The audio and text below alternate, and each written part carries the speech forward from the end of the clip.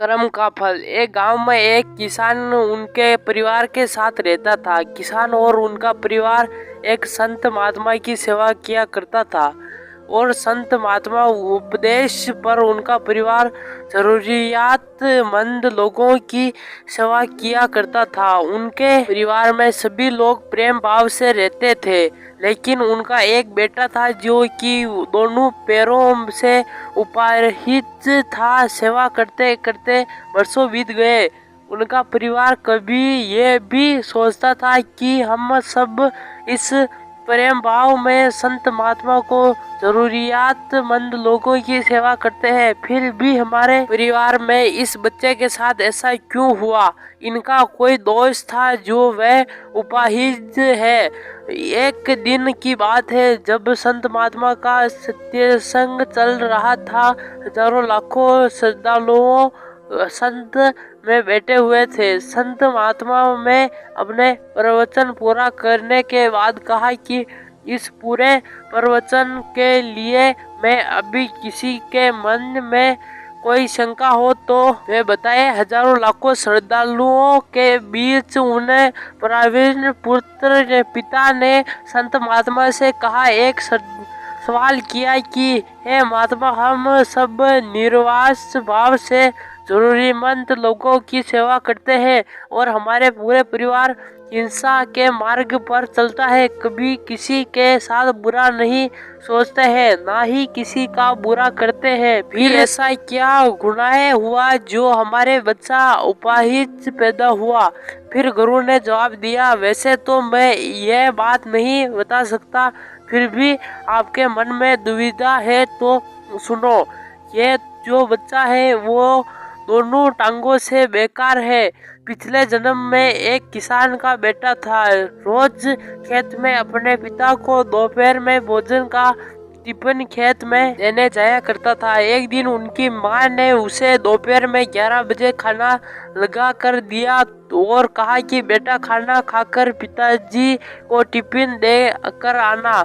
इनकी माँ ने खाना परोसा कर थाली में रखा ही इतने में उसके किसी दोस्त ने आवाज लगाई तो खाना वही छोड़कर अपने दोस्त से बात करने बाहर चला गया। इसमें ही एक कुत्ता घर में घुस आया और उसने थाली से मुंह डाला और रोटी खाने लगा। लड़का जैसे ही घर में वापस आया और कुत्ते को थाली में मुंह डालता हुआ देखकर पास ही में एक लोहे का बड़ा सा डंडा पर हुआ था, उसे यह भी नहीं सोचा कि खाना तो झूठा हो चुका है। बिना सोचे समझे उस कुत्ते की दोनों टांगे पर इनकी जोर से लोहे का डंडा मारा कि वह कुत्ता अपनी जिंदगी में जब तक जिंदा रहा दोनों पैरों से बेकार होकर घसीटते जिंदगी जिया तो और तड़पते तड़पते कर मर गया।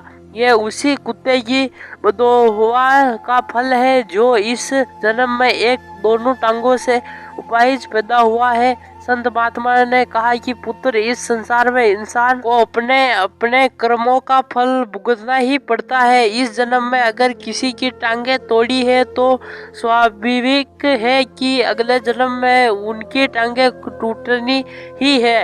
अगर आप किसी को नुकसान पहुंचाते हो तो आपका ही नुकसान ही होता है, इस जन्म में नहीं तो अगले जन्म में। इसलिए जो भी कर्म करो सोचने पर करो। आप अपने कर्म से नहीं बच सके। आप जहाँ भी जाते हैं वो कुछ भी करते हैं, आप कर्म ही आपको श्रद्धापूर्वक देख रहे होते हैं। किसी भी दिन आपको आपके कर्म का फल पृथ्वी पर वहन करना ही होता है। इसलिए हर समय उचित कर्म का अनिवार्य है। भगवान श्री कृष्ण ने गीता अपने कर्मों को प्राधान्य देते हुए ये तक स्पष्ट किया कि व्यक्ति की यात्रा जहाँ से छूटती है अगले जन्म में वहीं से प्रारंभ होती है। जो प्रकृति नियमों का पालन करता है वह परमात्मा के करीब है, लेकिन ध्यान रहे कि परमात्मा भी मनुष्य के रूप में उत्पन्न होता है तो वह उन सारे नियमों का पालन करते हैं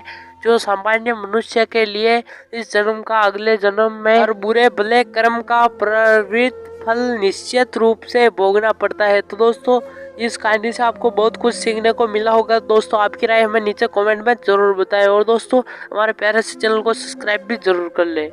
तो दोस्तों हम मिलते हैं किसी नई कहानी में, तब तक के लिए जय हिंद जय भारत।